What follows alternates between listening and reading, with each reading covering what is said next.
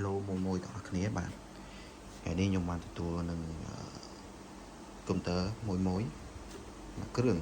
បញ្ហារបស់វាហ្នឹងគឺតើតើនឹងបើទៅលើម៉ាស៊ីនដំណើរការប៉ុន្តែវាបញ្ចូលរូបភាពទៅដល់អេក្រង់អញ្ចឹងបញ្ហាវាគឺអញ្ចឹងមានមួយឬភៀវណាដែលគាត់ជួបបញ្ហាអញ្ចឹងអាចយកមកខាងយើងឆែកឲ្យបានមួយទៀតហ្នឹងអាចធ្វើនឹងតែខ្លួនឯងក៏បានដែរអញ្ចឹងចាំមើលយើងឆែកមើលសិន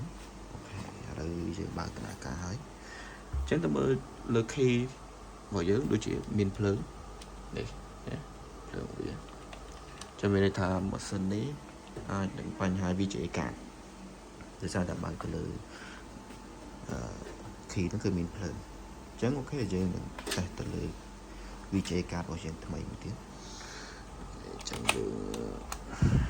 បិទវាមួយសិនទៅ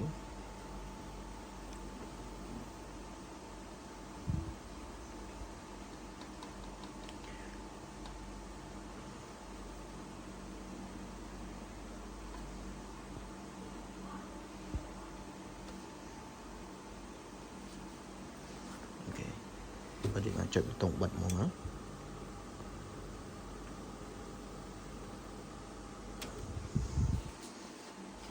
គេចឹងយើងចុចប៊ូតុងបិទនេះហើយយើងដក VGA កាតហ្នឹងចេញយើងប្រើ VGA កាតថ្មីតែ VGA កាតនេះយើងតេស្តទៅលើម៉ាស៊ីនភ្ញៀវទេមិនមែនជា VGA កាតលក់ទេណាអូខេយើងចាប់ដើមដាក់ចូល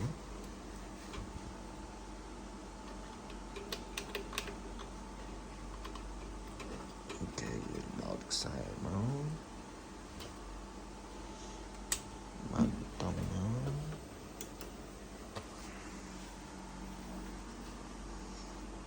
នេះចឹងចាំមើលថាវាបញ្ចូលរូបភាពទៅទៀតហ្នឹង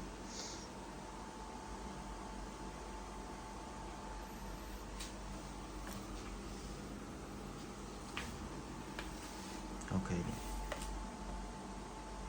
ចឹងម៉ាស៊ីននឹងបើកចេញហើយចឹងបញ្ហារបស់វាគឺទៅលើ VGA កាតចឹងសម្រាប់មួយអតិថិជនដែលមានបញ្ហាបែបនេះអាចទី1យើងឆែកទៅលើ VGA កាតសិនទៅដូចជាដោះសម្អាតវាមើលទៅលើជើងរបស់វាតើមានស្នឹមមានអីអត់ចឹងណាឬទៅមើលទៅលើបតរបស់វានេះតើមានឆេះឬត្រូវចូលទឹកអីស្នឹមអីចឹងយើងឆែកជាក់ស្ដែងទៅតែបើសិនឆែកឲ្យនៅតែអត់ដំណើរការទៀតអាហ្នឹងអាចមកពី VGA កាតនឹងខូចហើយចឹងមានតែដូរ VGA កាតថ្មីហ្នឹងហើយអរគុណច្រើនសម្រាប់វីដេអូនេះចឹងមិនមានបញ្ហាតាក់ទងនឹងកុំព្យូទ័របញ្ហាទៅលើបើកចេញដូចចេះអាចមើលវីដេអូនេះឬទទួលឬមួយយកមកខាងជាងយើងក៏បានដែរហ្នឹងហើយអរគុណច្រើន